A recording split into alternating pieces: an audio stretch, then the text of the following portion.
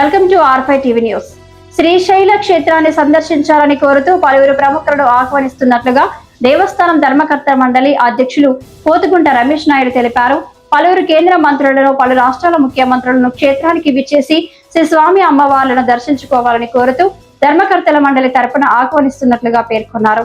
దాతలను ఆహ్వానించుటలో భాగంగా పలు ప్రముఖ సంస్థల ప్రతినిధులను కూడా క్షేత్రాన్ని సందర్శించాలని కోరుకున్నట్లుగా ఆయన పేర్కొన్నారు.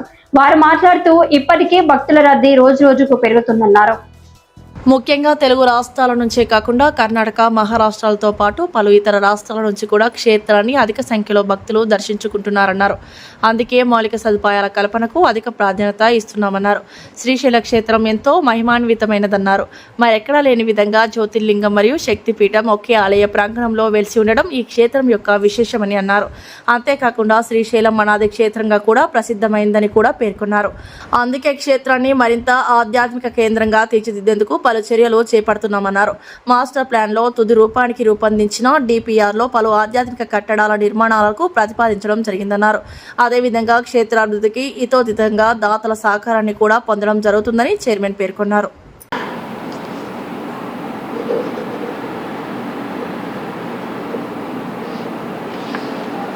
ఓం నమ శివాయ.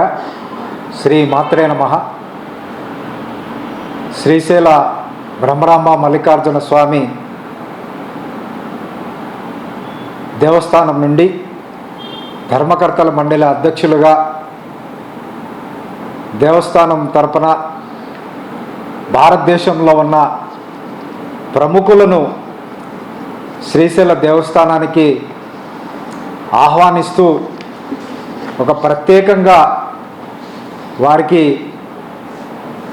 దేవస్థానం తరపున ఒక ఉత్తరం మెయిల్ ద్వారా పంపించడం, వ్యక్తిగతంగా రిజిస్ట్రేషన్ పోస్టల్ ద్వారా కూడా పంపించాలని నిర్ణయం తీసుకొని ఈరోజు నుంచే దేశంలో ఉన్న అన్ని రాష్ట్రాల ముఖ్యమంత్రులకు, కేంద్ర మంత్రులకు, మన దేశంలో ఉన్న ఎంపీలందరికీ కూడా శ్రీశైల చరిత్ర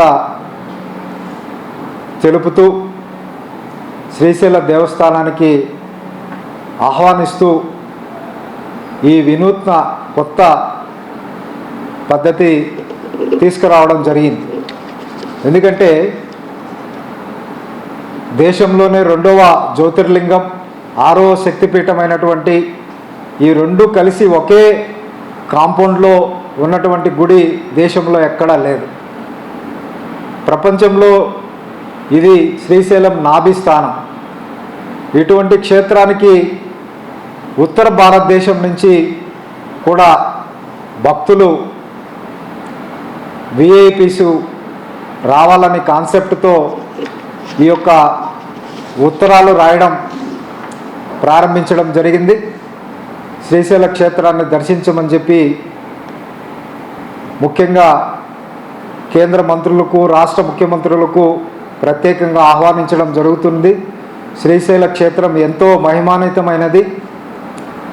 దేశంలో ఎక్కడా లేని విధంగా జ్యోతిర్లింగము, శక్తిపీఠం ఒకే ప్రాంగణంలో వెలిసి ఉండడం క్షేత్రం యొక్క ప్రత్యేక విశిష్టత. మన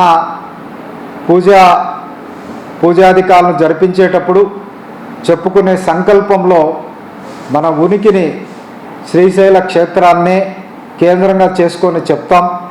అటువంటి పవిత్ర పుణ్యక్షేత్రం. అందుకే క్షేత్ర ఖ్యాతిని విశ్వవ్యాప్తం చేయాలనే భావనతో పలు చర్యలు చేపట్టాం.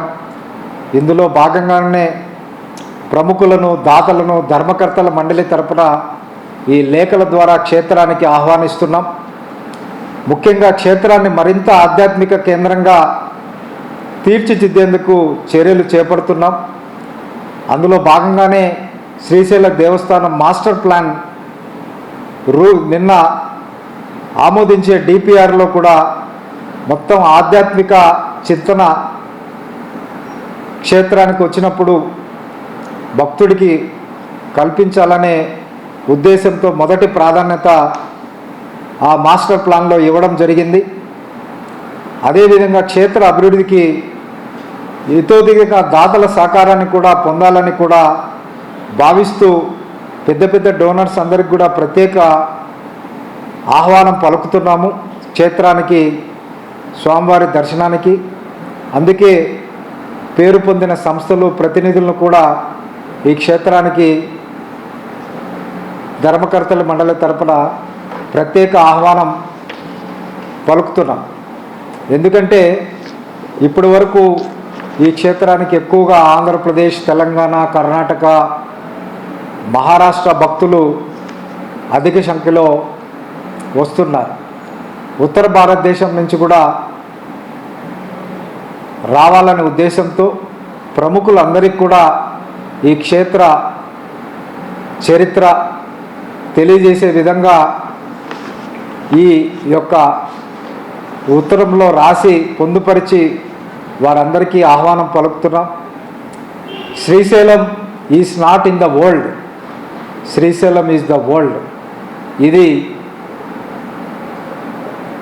అటువంటి శ్రీశైలం ప్రపంచంలో లేదు, ప్రపంచమే శ్రీశైలంలో ఉంది.